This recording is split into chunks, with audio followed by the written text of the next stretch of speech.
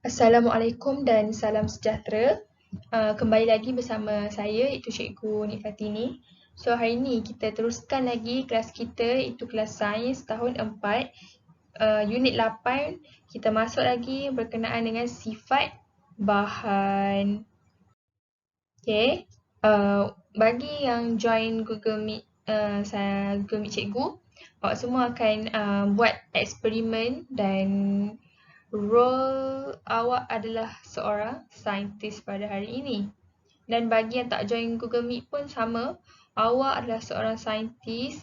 Jadi kita akan sama-sama buat eksperimen pada hari ini. Okay, sebelum tu untuk yang ni adalah untuk yang join saya punya Google Meet lah. Iaitu mereka akan berkongsi alat dan bahan apa semua. Tapi untuk yang tak join Google Meet saya yang tengok video YouTube ni, kita boleh skip dulu. Okay, objektif pembelajaran pada hari ini yang pertama, menjalankan penyiasatan sekurang-kurangnya 1 daripada 6 sifat bahan dengan betul. Dan ni saya tunjukkan dulu gambar pada hari ini, gambar. Yang ni ditunjukkan gambar industri pembalakan. Gambar industri pembalakan ni mereka menggunakan cara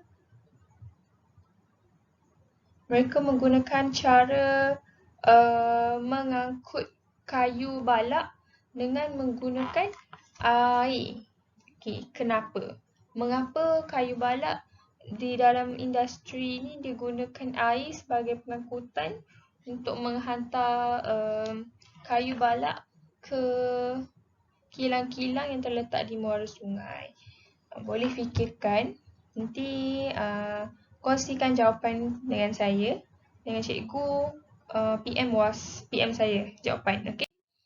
Dan hari ni kita akan masuk kepada sifat bahan. Sifat bahan ni terbahagi kepada 6, iaitu yang pertama, maafkan yang ni ada typo sedikit, tak apalah. Yang ni adalah yang ke-6. Okey, terapung dan tenggelam. Yang kedua, menyerap air dan kalis air. Yang ketiga, mengalirkan arus elektrik. Yang keempat, kebolehan penembusan cahaya. Yang kelima, mengalirkan haba. Yang keenam, kekenyalan. Itu berkenaan dengan sifat bahan pada hari ini. So, yang ni bagi yang join Google Meet saya. Yang kita masuk terus kepada eksperimen yang kita akan jalankan pada hari ini, iaitu sifat bahan, terapung dan tenggelam. Sebelum kita buat eksperimen, kita belajar dulu sedikit, tahu dulu maksud. Apa itu maksud tenggelam? Tenggelam adalah sesuatu objek yang jatuh ke dasar air. Dan ciri-ciri objek itu adalah berat dan tidak kedap udara. Untuk yang terapung adalah sesuatu objek yang berada di atas permukaan air. Dan yang kedua, ciri objek adalah ringan dan kedap udara. Okay, yang ni awak boleh buka muka surat 149.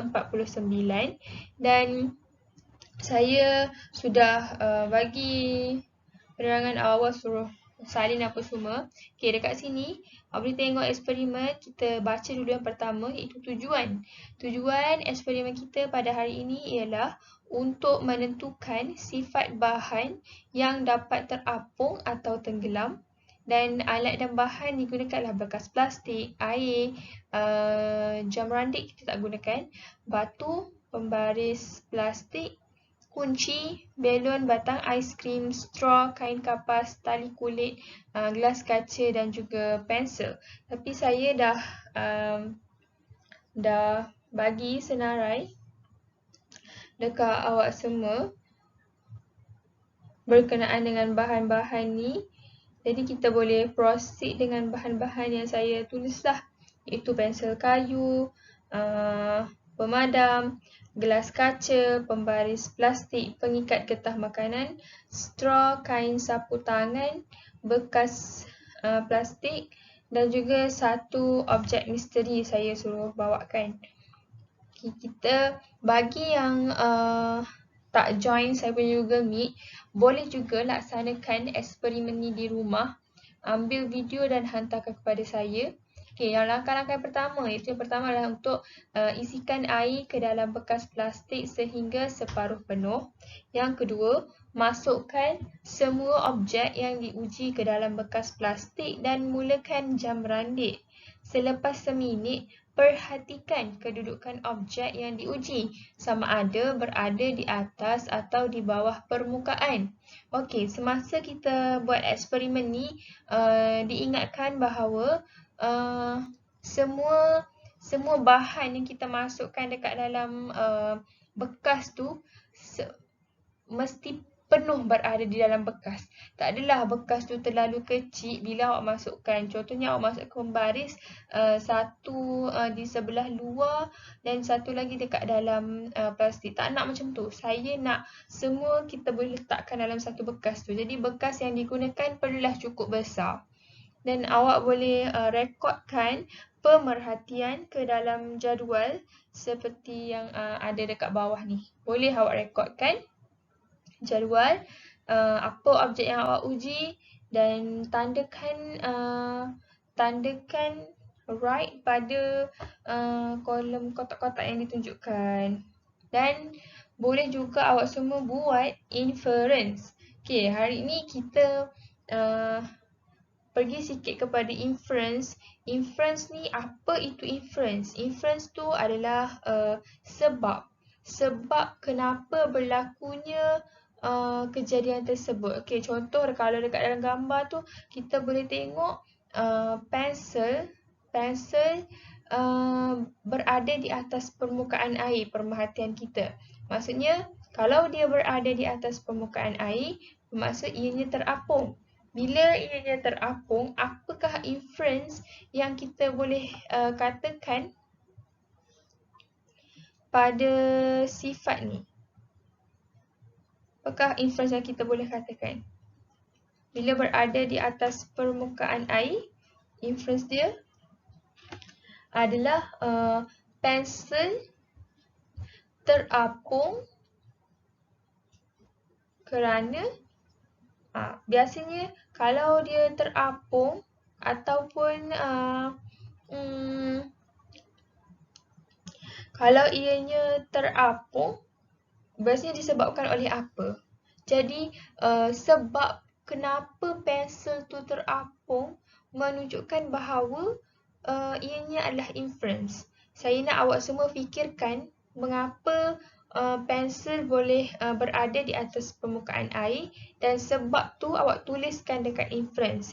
Jadi untuk setiap objek yang diuji, awak mesti tanya diri kita, kenapa pensel ni boleh mengapa pensel ni boleh terapung di atas permukaan air? Jawapan dia awak tulis dekat inference.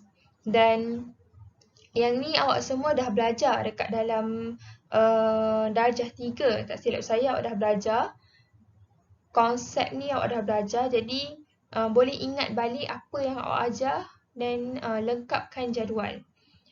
Jangan lupa juga tolong jawab soalan yang ada dekat bawah tu.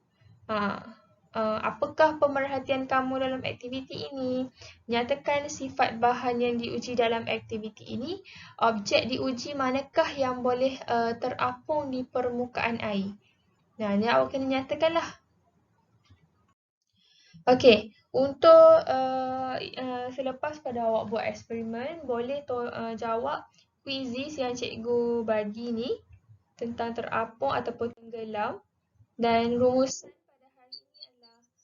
terapung dan tenggelam sesuatu objek adalah berhubung kait dengan ketumpatan objek tersebut terhadap ketumpatan air. Ketumpatan setiap objek adalah berbeza. Jadi, objek yang kurang tumpat daripada air akan terapung dan objek yang lebih tumpat daripada air akan tenggelam. Yang ini dekat sini saya nak fikirkan. Bila kita buat eksperimen tu, objek apa yang kurang tumpat daripada air sebenarnya? Dan objek apa yang lebih tumpat daripada air. Okey, itu sahaja eksperimen kita pada hari ini. Very easy, very simple. Awak semua boleh buat dan hantarkan video dekat saya bagi yang tak join Google Meet. Bagi yang ada masalah kekangan apa semua, boleh WhatsApp saya secara personal. InsyaAllah kita sama-sama selesaikanlah dengan cara yang baik apa semua, okay? Jangan lupa like, subscribe dan share saya punya video. Ada apa-apa soalan untuk yang luar daripada kontak saya, bolehlah tinggalkan komen dekat YouTube di bawah. Itu saja eksperimen pada hari ini. Harap semua dapat jalankan dengan baik dan see you next time.